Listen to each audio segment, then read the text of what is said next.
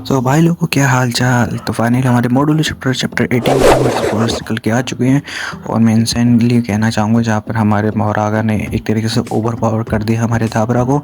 तो सब कुछ अच्छे से बात करने की एक्सप्लेन करने की पूरी कोशिश करूँगा। तो वीडियो को करना लाइक शेयर सब्सक्राइब और बेल नोटिफिकेशन प्रेस कर देना ताकि तुम आपको मैं वीडियो को मिस ना करूँ।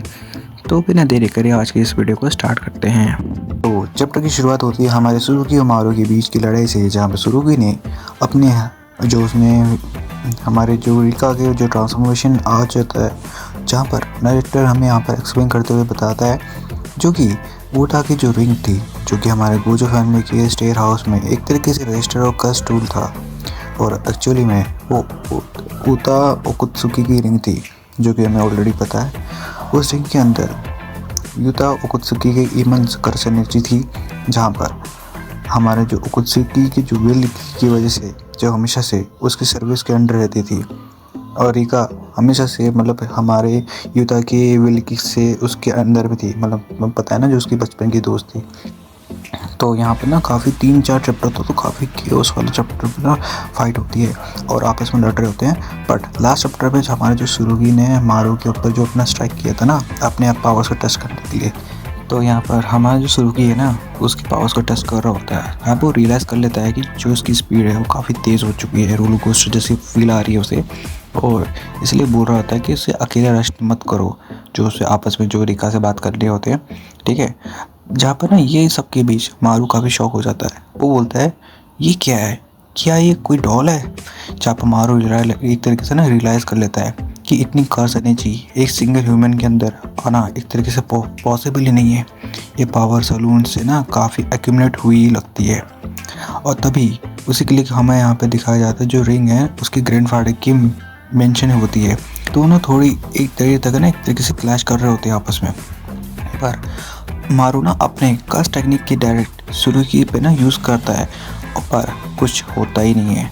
जहाँ पर एक तरीके से मारू ये सब देख के ना काफ़ी कंफ्यूज हो जाता है और वो बोलता है वेट, क्या, जैसे मेरी टेक्निक का कोई इफेक्ट ही नहीं हो रहा है उसके ऊपर।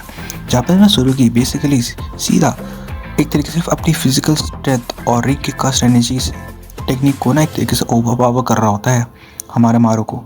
जहाँ पे जो हमारे सुरुगी है ना सामने लैंड करता है और बोलता है सॉरी, पर मैं ना इस फाइट को ना जीत के ही रहूँगा, चाहे कुछ भी करना पड़े। जहाँ पर मारू रिप्लाई करते हुए बोलता है माफ़ी की तो कोई ज़रूरत नहीं है, मैं भी वही कर रहा हूँ। और तभी यहाँ पर हमारा रूट सीधा आमने सामने यहाँ पर लड़ाई होती है और एक एक्सप्लोड होता है, और यहाँ पर विजुअल काफ़ी क्रेजी लग रहे होते हैं। बट इसी बीच हमारा सीन यहाँ पर कट होता है और सीधा हमारी फाइट चली जाती है माहुरागा वर्सेस दाबरा के बीच पे। और यहाँ पर इतना इंसेन सीन दिखाया जाता है जहाँ पर हमारा महारागा हमारा एक तरीके ना एक स्काई स्क्रैपर के ऊपर खड़ा होता है, नीचे ना दाबरा को देख रहा होता है और उसका व्हील एक तरीके से बार बार फिर रोटेट करने लगता है। जहाँ पे दाबरा सोचता है कुछ तो अलग है। और इसी बीच हमारे नेक्स्ट 3 पेज तक इतनी हाई स्पीड में ना एक्शन शुरू हो जाता है, मतलब खूब फाइट होती है।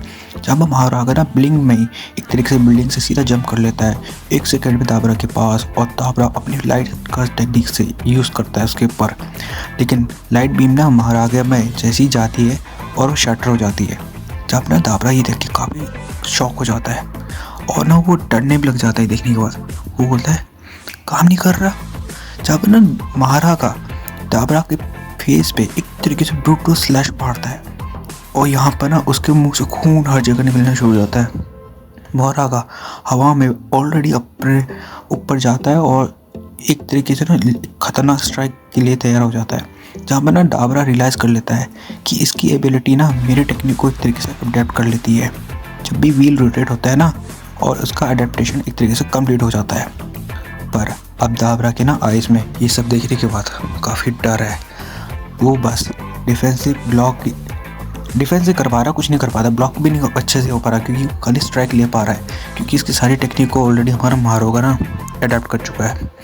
और यहीं पर हमें महारागा उसको एक अच्छे खासा भाई मारना शुरू कर देता है, जैसे पहले बड़ा बढ़ करके, और इतना मारता है कि यहाँ पर दाबरा ना सीधा फ्लैशबैक में जाना शुरू हो जाता है। और ये फ्लैशबैक ये उन दिनों का होता है जब दाबरा और दूरा जब बच्चे थे। जहाँ पे फ्लैशबैक में हमारे जो यंग दूरा है वो बोलता है अपने लोगों के साथ ज़्यादा घुल मिल के रहना बेटर नहीं होगा। जहाँ पे हमारा यंग दाबरा थोड़ा हार्ट होता है ये सुनने के बाद और बोलता है मेरे साथ रहना कि इतना बुरा लगता है। जहाँ पे यंग दूरा हमें उसे क्लेरिफाई करते हुए बोलता है ऐसा नहीं है, बस क्लैन के अंदर ना आइसोलेट रहना काफ़ी टफ होता है। तुम्हारे सिस्टर के लिए जो पोजीशन भी यही है ना। जहाँ पर ना दाबरा ये सुनने के बाद बोलता है मैं उन वॉरियर के साथ मिलना पसंद नहीं करता क्योंकि ना मैं बिना एफर्ट के जीत जाता हूँ। जब लोग एडमायर करते हैं ना मुझे चर्च में मुझे काफ़ी अजीब सा दर्द होता है। जहाँ पर दूरा बोलता है सुनने के बाद तुम काफ़ी गलत सोच रहे हो। और दाबरा बोलता है मैं स्ट्रॉन्ग हूँ पर फाइट नहीं करना चाहता। और ये सुनने के बाद दूरा बोलता है तुम फाइट से नहीं भाग रहे हो, तुमने ना कभी रियल फाइट की ही नहीं है। और एक लास्ट लाइन जो उसके दिल में लग जाती है तुम इतने स्ट्रॉन्ग हो कि कभी वॉरियर बन ही नहीं पाए। और तभी इसी के पीछे हमारा दाबरा वापस से हमारा प्रेजेंट मान लगता है जहाँ पर हमारे मोहरागे ने मार पीट के उसे एक बिल्डिंग के आजू बाजू भी मार दिया था और वो बस पड़ा है।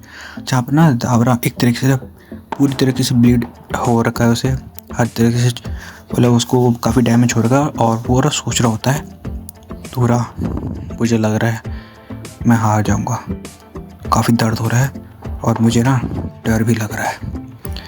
और अचानक से उसे याद आता है जो ल्यूमिनियन ट्राइब के लोगों को एक तरीके से प्रोटेक्ट करना है और वो उन सबको याद कर रहा होता है, अपनी बहन को, मारू को, क्रॉस को, जाबलोमा को और सबको। और अचानक से वो लॉकडाउन मोड में आ जाता है और फिर वो डिसीजन करता है मुझे फ़ाइट करना पड़ेगा। और जो फाइट कर सकता है वही वॉरियर होता है। जब मारा का एक पंच मार रहा होता है उसकी तरफ, बट दाबरा ना उसके हाथ को पकड़ लेता है और स्ट्रेट बाई नो फियर के साथ जहाँ पर दाबरा बोलता है सॉरी काफ़ी वेट करने के लिए, अब मैं ना पूरी तरीके से प्रॉपरली फाइट करूँगा। जब फाइनल रिवील हमारा दिखाया जाता है जहाँ पे नरेटर में एक्सप्लेन करता है दाबरा की जो टेक्निक है ना वो लाइट और वॉइड से रिलेटेड है और उसकी body light speed acceleration handle नहीं कर सकती है। अब दाबरा सोचता है अगर मैं टेक्निक न्यूट्रलाइज हो चुकी है तो मुझे क्या करना होगा। जहाँ पर वो फिस्ट से क्लिंच करते हुए देखता है और बोलता है तो मुझे अपने नंगे हाथों से ही मारना होगा। और यहाँ पर नरेशन दिखाता है अनप्रेसिडेंट फॉर ह्यूमैनिटी, दाबरा कुरेबाई डांस एट लाइट स्पीड। और यहाँ पर हमारा चैप्टर एंड हो गया। तो हमारा नेक्स्ट चैप्टर में हमारा मे भी हमारा जो दाबरा है कुछ उसके बाद न्यू टेक्निक से उसको यूज़ करने की कोशिश करेगा और वो बेयर हैंड से लड़ रहा है। अब देखते हैं हमारा मोहरागा के लिए क्या होगा क्या नहीं होगा। पर वीडियो कैसे लगी, वीडियो करना लाइक शेयर सब्सक्राइब और बेल नोटिफिकेशन प्रेस कर देना ताकि तुम अपकमिंग वीडियो को मिस ना करो। चलो यार मैं भी चलता हूँ, काफ़ी मस्त चैप्टर था। मिलता हूँ नेक्स्ट अपकमिंग वीडियो में, तब तक बाय बाय।